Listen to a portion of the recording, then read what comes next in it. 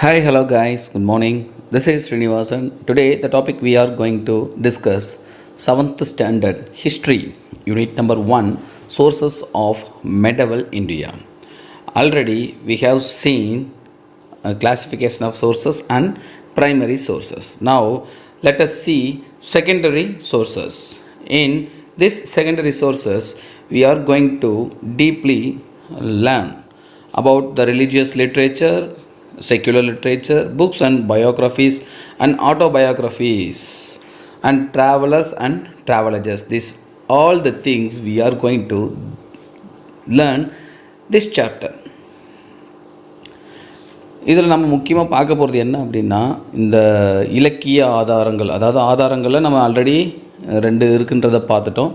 So இந்த secondary சோர்ஸஸில் பார்த்தோம் அப்படின்னாக்க மேக்ஸிமம் புக்ஸ், அது வாட் எவர் இட் மேபி, அது லிட்ரேச்சராக இருக்கலாம், இல்லை ட்ராவலர்ஸ் எழுதுனா இருக்கலாம், இல்லை biographies, autobiographies, what ever things all R included this sources. So religious literatures இருக்குது. ஸோ இந்த ரிலீஜியஸ் லிட்ரேச்சர்ஸ் அப்படின்னு பார்த்தோம் அப்படின்னாக்க ஃபுல் அண்ட் ஃபுல் எதை எக்ஸ்பிளைன் பண்ண போது, ரிலீஜியஸ் சம்மந்தமாக இருக்கக்கூடிய புத்தகங்கள், இலக்கியங்கள். மேபி அது ராமாயணமாக இருக்கலாம், மகாபாரதமாக இருக்கலாம். ஒவ்வொரு கண்ட்ரீஸ்க்கும் ஒவ்வொரு விதமான இலக்கியங்கள் இருக்குது. ஸோ இந்தியாவில் இருக்கக்கூடிய லிட்ரேச்சர், அதே நேரத்தில் இந்தியாவில் எத்தனை மொழி இருக்குது, எத்தனை மதங்கள் இருக்கோ எல்லா மதங்களும் ஒவ்வொரு விதமான இலக்கியங்களை பிரதிபலிக்கும். எக்ஸ்பிளைன் பண்ணும். அவங்களோட ரிலீஜியஸ் தாட்ஸ் சம்மந்தமாக புக்ஸ் போட்டிருப்பாங்க. ஸோ அதெல்லாம் ரிலீஜியஸ் லிட்ரேச்சரில் வரும். அது எதெல்லாம் அப்படின்னா, devotional movement in South India and later in North resulted in the development of Bhakti or devotional literature. So அப்போ அது பக்தி டெவலப் ஆகிறத எக்ஸ்பிளைன் பண்ணது தெரிஞ்சுக்கிறோம் எப்படி, இந்த டிவோஷனல் லிட்ரேச்சர் மூலமாக தான்.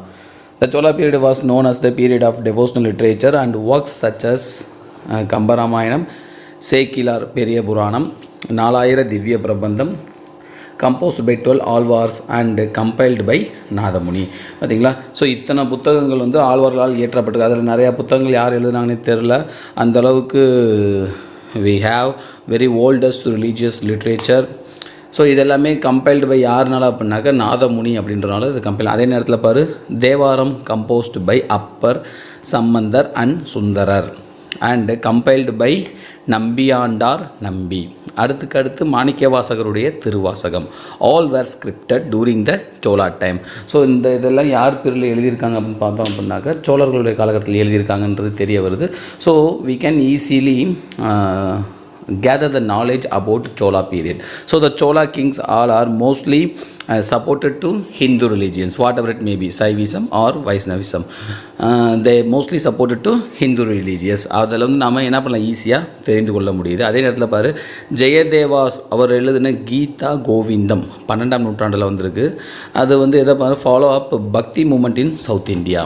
இந்தியாவில் பக்தி மூமெண்ட் இருந்ததை அது வந்து எக்ஸ்பிளைன் பண்ணுது. அதே நேரத்தில் அதை ஃபாலோ பண்ணியிருக்கு. அடுத்து பாரு, Kabir Das, a 15th century mystic poet, also had an influence on the bhakti movement in India.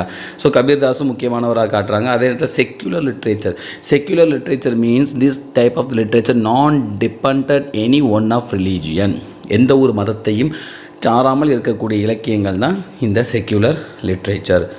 அதில் பாரு, Madhura Vijayam and Amukta Malyada were poems composed by Gangadevi. இந்த கங்காதேவி யார் அப்படின்னா கிருஷ்ணதேவராயருடைய சம்சாரம். அதான் Gangadevi and Krishnadevaraya respectively. That help us gain insight into the events and individuals associated with the Vijayanagara empire. So Vijayanagara எம்பையருடைய இணைந்திருக்கக்கூடிய காலகட்டங்கள், அதோடு என்னென்ன நடந்திருக்குன்றதை நாம் தெரிந்து கொள்ள முடிகின்றது.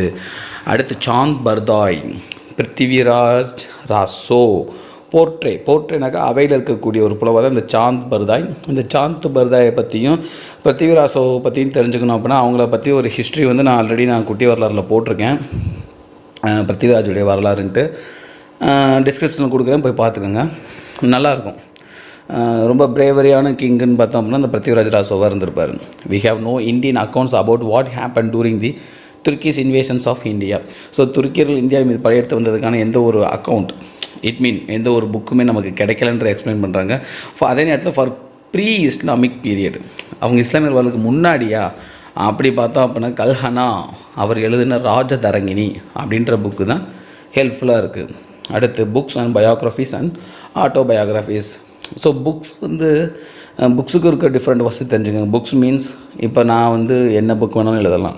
You also have a rights to write any books. So அதுக்கு நம்ம என்ன பண்ண போகிறோம், we have to refer. For example, if we going to write history of Gandhi means we have to analyze the books of biographies of Gandhi, the same time autobiographies of Gandhi. So நம்ம இப்போ காந்தியை பற்றி ஒரு வரலாறு புத்தகம் எழுத போகிறோம் அப்படின்னாக்கா காந்தியுடைய சுயசரிதை, அதே நேரத்தில் காந்தியை பற்றி எழுதுகிற புக்கில் நம்ம ரெஃபர் பண்ணால் மட்டும்தான் நான் எழுத முடியும். ஸோ இதை நான் எழுதி நான் போட்டேன் அப்படின்னா it is called a book. So அதுதான்.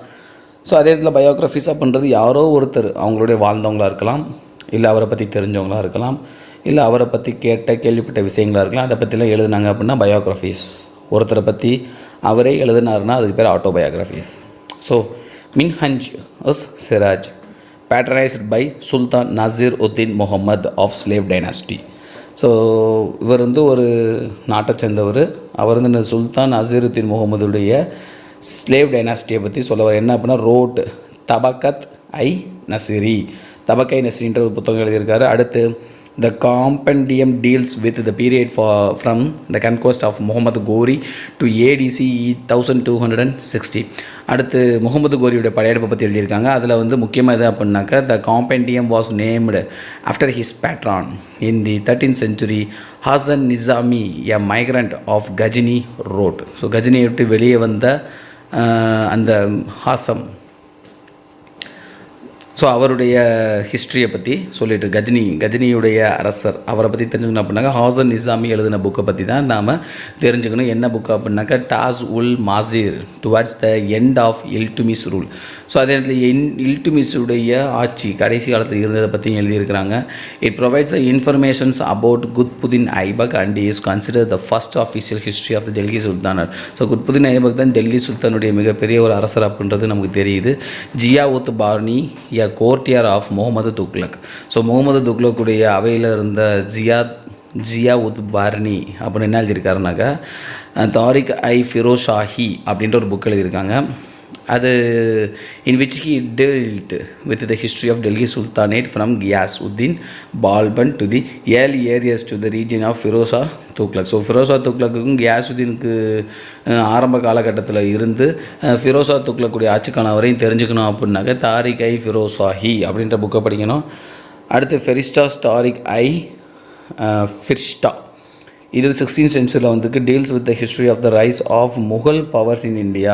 ஸோ முகலாயர்களுடைய ஆட்சி, அவங்களுடைய அதிகாரம் எப்படி வந்திருக்கு, எப்படி டெவலப் ஆச்சுன்றதை we can gather the knowledge from this book. அடுத்து same time number two you know அப்படின்னு சொல்லிட்டு ஒரு Tabaqat is and Arabic meaning வந்து என்ன பண்ணாங்க ஜெனரேஷன் ஆர் சென்ச்சுரிஸ். அடுத்து டிசுக் அப்படின்னு ஒரு அர்த்தம். Tuzuk is a Persian word meaning autobiography. So அதான் பார்த்தீங்கன்னாக்கா ஆட்டோபயோகிராஃபின்னாக்கா இந்த துசிக்கி ஜஹாங்கிரி, துசிக்கி பாபரி அப்படின்னே வந்துட்டுருக்கோம். ஸோ அந்த துசிக் அப்படின்ற அர்த்தம் என்ன அப்படின்னாக்கா ஆட்டோபயோகிராஃபின்னு அர்த்தம். அடுத்து Tarikh or Tawarikh are Arabic word meaning வந்து என்ன அப்படின்னா ஹிஸ்ட்ரி. ஸோ அவர்களை பற்றி வரலாறு எழுதுறது பேர் தான் இது. பட் இந்த 16th சென்ச்சுரி எம்பரர் பாபர்ஸ் அவர் எழுதின பாபர் நாமா அண்ட் அபுல் ஃபாசில் எழுதினி Aini Akbari and Akbar Nama provided the deals information support this two emperors. ஓகேங்களா. ஸோ யாரை பற்றி, பாபரை பற்றியும் அக்பரை பற்றியும் இந்த புக்கு வந்து எக்ஸ்பிளைன் பண்ணுது. இந்த 17th century Jahangir wrote his memoir. So ஜஹாங்கீரும் அவரை பற்றி புக் எழுதியிருக்காரு. என்ன அப்படின்னாக்கா துசிங்கி ஜஹாங்கிரி. ஸோ துசிக்கி ஜஹாங்கிரி அப்படின்னாக்கா துசிக்குன்ற வார்த்தை என்னென்னு பார்த்தோம், ஆட்டோபயோகிராஃபி அப்படின்றத பார்த்தோம். ஸோ ஜஹாங்கீருடைய ஆட்டோபயோகிராஃபி புக்கு தான் இது Tuzuk Jahangiri. Throwing a lot of light on the period. அந்த காலத்தில் நடந்ததை வெளிச்சம் போட்டு காட்டுதான்ப்பா. Apart from autobiographies of emperors, Tabaqat Akbari authorised by Nizam ud Ahmad. So அவர் எழுதுனது. தபக்னு என்னென்னு பார்த்தோம். தபக்குன்றது என்னது, அந்த காலகட்டத்தை குறிக்கக்கூடியது. ஓகேவா. ஸோ அடுத்து similarly Badauni's outstandings work Tarikh i Badauni அப்படின்னா Badauni's history was publish in 1595. This work span 3 volumes. பாரு 3 வால்யூமாக கொடுத்துருங்க. அதில் பாரு அதில் ஒரு வால்யூம் வந்து வால்யூம் ஆன் அக்பர்ஸ் ரீஜின், அக்பருடைய காலகட்டத்தில் நடந்திருக்கக்கூடிய இன்சிடென்ட்ஸ். அக்பர்லாம் எப்படி இருந்தார், வந்தார், போனார், வாழ்ந்தார், அவருடைய காலகட்டங்கள் எப்படி இருந்துச்சு அப்படின்ற பற்றி எக்ஸ்பிளைன் பண்ணுது. ஸோ அக்பர் ரெயின்ஸ் அப்படின்னாக்கா ராஜாவாகின்ற பொழுதுன்னு அர்த்தம். இந்த ரெயின் அப்படின்னாக்கா அவர் ராஜாவார காலகட்டத்தில் ஈஸியாக ஃப்ராங்க் அண்டு கிரிட்டிக்கல் அக்கௌண்ட் அந்த காலகட்டத்தில் நடந்தது. அப்படி உண்மையாகவே என்னது அப்படியே எடுத்து சொல்லுது. ஃப்ராங்க் அப்படின்னாக்கா கபடமற்ற எந்த ஒரு இதையுமே மனசில் வச்சுக்காமல் ட்ரூத்ஃபுல்லாக இருக்குது. ஸோ அப்புறம் அக்பர்ஸுடைய அட்மினிஸ்ட்ரேஷன்ஸ் பர்டிகுலர்லி அவருடைய ரிலீஜியஸ் பாலிசிஸை பற்றியெல்லாம் என்னது இந்த புக் வந்து எக்ஸ்பிளைன் பண்ணுது. ஸோ இந்த புக்கெல்லாம் படித்தோன்னாக்கா அந்த காலகட்டத்தில் எப்படியெல்லாம் இருந்திருக்காங்க அரசர்கள், அவர்களுடைய வழிமுறைகள் எப்படி, ஆட்சி முறைகள் எப்படி, how they are rule the people, how they are provide administrations, every things, this all the things we can easily learn from this all books. So அதுதான் நமக்கு இங்கே முக்கியம். அடுத்து ட்ராவலர்ஸ் அண்ட் ட்ராவலேஜஸ். ட்ராவலர்ஸ் அப்படின்னாக்கா யார், பயணம் வருகின்றவர்கள். ட்ராவலேஜஸ் அப்படின்னாக்கா அவர்களுடைய பயண குறிப்புகள் அர்த்தம். ஒருத்தர் வந்து இந்தியாவுக்குள்ளே வந்தார் அப்படின்னாக்கா இந்தியா பற்றிலாம் எழுதுவாங்கள்ல, அதுக்கு பேர் தான் ட்ராவலேஜஸ். ஸோ அதில் பாரு ஃபஸ்ட்டு மார்க்கோ போலோ கொடுத்துருக்காங்க. மார்க்கோ போலோடைய தமிழ்நாட்டு பயணங்கள் வந்து ரொம்ப சூப்பராக இருக்கும். அந்த புக்கு நான் படிச்சிருக்கேன். நான் யூடியூப்லேயும் ஒரு வீடியோவாக போட்டிருக்கேன். அதையும் நான் டிஸ்கிரிப்ஷன் பாக்ஸில் கொடுக்குறேன், டைம் இருந்தால் பாருங்கள், ரொம்ப சூப்பராக இருக்கும். So Marco Polo a Vietnam traveller visited when the Pandya kingdom was becoming a leading Tamil power இந்த 13th century. Marco Polo was twice in Kayal. காயல்ன்றது இப்போ தூத்துக்குள்ள இருக்கக்கூடியது. பாண்டியர்கள் ஆட்சி செஞ்சுட்டு இருக்கும்போது இந்த ஆள் வந்திருக்காரு, 2 தடவை இந்தியாவுக்கு வந்திருக்கிறாரு. ஓகேங்களா. மார்க்கோ போலோ வாஸ் ட்வைஸ் இந்த Kayal city which was a port city. அதான் இப்போ போட்டாங்க பாரு. Presently in Thoothukudi district in Tamil Nadu. It was full of ships from Arabia and China. அவர் பார்த்துட்டு என்ன சொல்கிறாருனாக்கா ஃபுல்லாக அரேபியாவிலேருந்து சைனாவிலேருந்து கப்பலாக வந்துக்கிட்டே இருந்திருக்கு. Marco Polo tells us that he himself came by ship from China. So அவர் என்ன சொல்கிறாங்க, நான் சைனாவிலேருந்து கப்பலில் தான் வந்தேன். According to Marco Polo thousands of horses were imported into southern India. It means southern India by sea from Arabia and Persia. So அரேபியாவிலிருந்து பெர்சியாவில் வந்து ஆயிரக்கணக்கான குதிரைகள் வந்து இறக்குமதி ஆகிட்டே இருந்திருக்கு தமிழ்நாட்டில் அப்படின்னு. ஏன்னா தமிழ்நாட்டில் வந்து குதிரைப்படைகள் வச்சுருப்பாங்க, அதனால். அடுத்து அல்பருனி. அவர் என்ன சொல்கிறாருனாக்கா 11th century accompanied Muhammad of Ghajni is one of his companions and stayed in India for 10 years. The most accurate account of Muhammad's Somnath expedition is that of Alberuni. So Alberuni வந்து இவர் கூடயே வந்திருப்பாப்புல, முகமது கஜினி கூட. முகமது கஜினி இந்தியாவில் ஒரு 10 வருஷம் ஸ்டே பண்ணியிருக்கேன். அதில் அந்த ஆளுடைய முக்கியமான படையெடுப்பு சோம்நாத்துடைய படையெடுப்பு, அது சோம்நாத் கோவில் படையெடுப்பு. இது எல்லாத்தையுமே ஒரு புத்தகமாக எழுதியிருக்காரு. As learned man and scholar he travelled all over India trying to understand India and here people. So India ஃபுல்லாக ட்ராவல் பண்ணி பார்த்துன்னு இந்தியாவில் இருக்கக்கூடிய மக்கள் நிலையெல்லாம் தெரிஞ்சுக்கணும்னு நினச்சி ட்ராவல் பண்ணியிருக்காப்புல. அது பாரு, he came from the other Persia, but when he entered India he learned Sanskrit and studied the philosophy of India. ஓகேவா. சமஸ்கிருத மொழியை கற்றுக்கிட்டு இந்தியாவில் இருக்கக்கூடிய தத்துவங்களெல்லாம் படிக்கணும்னு சொல்லி படிக்க ஆரம்பிச்சிருக்காரு.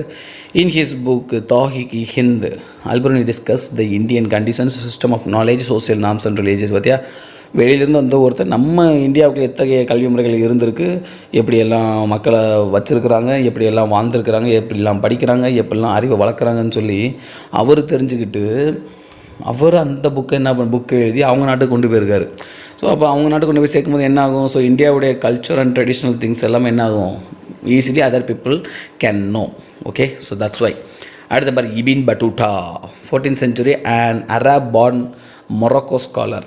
மொரோக்கோ நாட்டை சேர்ந்தவர். அவர் அராபில் பிறந்த மொரோக்கோவில் படித்து தேர்ந்தவர். இவர் travelled from Morocco right across north Africa to Egypt and then to central Asia and India. அவர் நார்த் ஆஃப்ரிக்கா, எஜிப்து, அப்புறம் சென்ட்ரல் ஏசியாவுக்கு வந்து இந்தியாவுக்கு வந்திருக்காரு. ஹிஸ் ட்ராவலேஜ், அவருடைய பயண குறிப்புகளை. அதுக்கு பேர் என்ன பாரு, ரீலா அப்படின்னாக்க த ட்ராவல்ஸ் அப்படின்னு அர்த்தமா.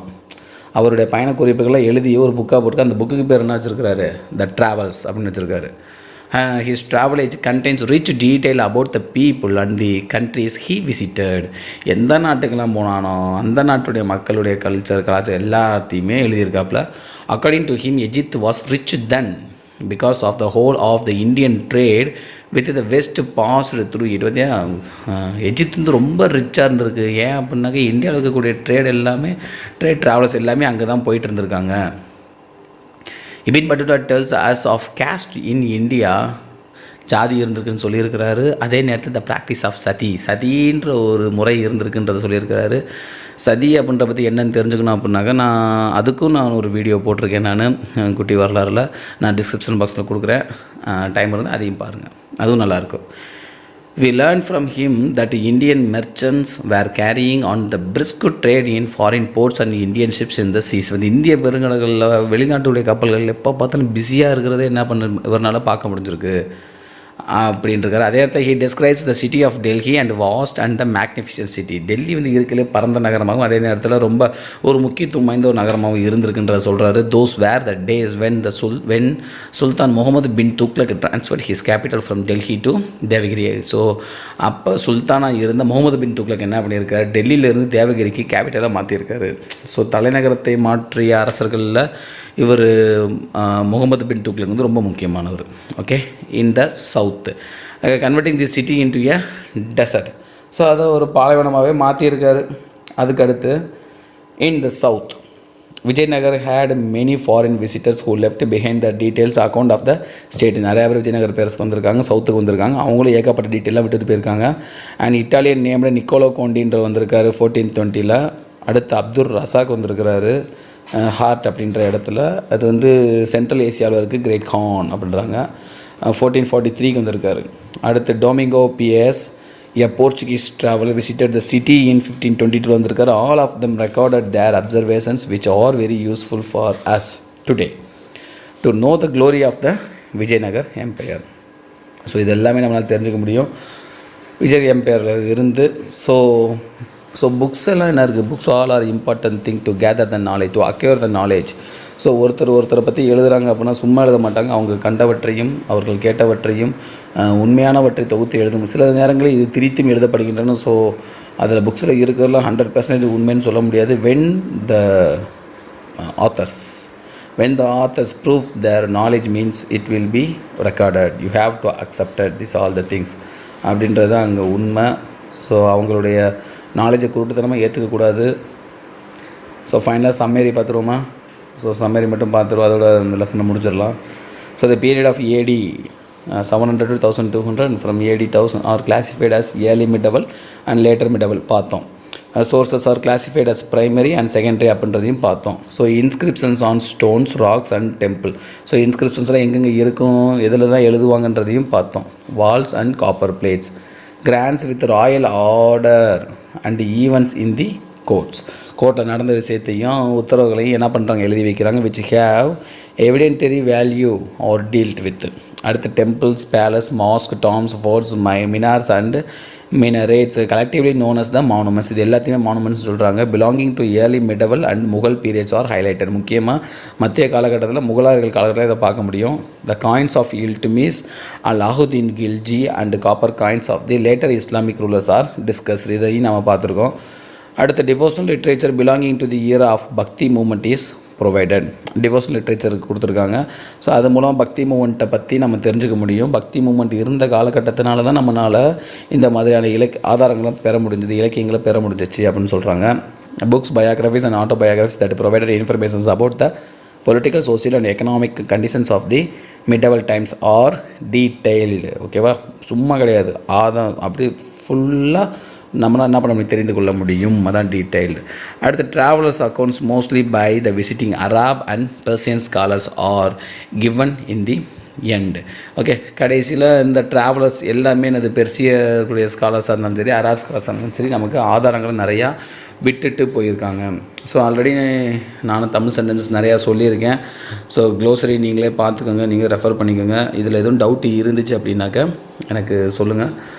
Okay guys, so successfully we have completed lesson 1 from history. Okay, and the following lessons we will discuss very soon. Our next video, emergence of new kingdoms in North India. Okay, see you soon. I love you all. Take care. Bye bye.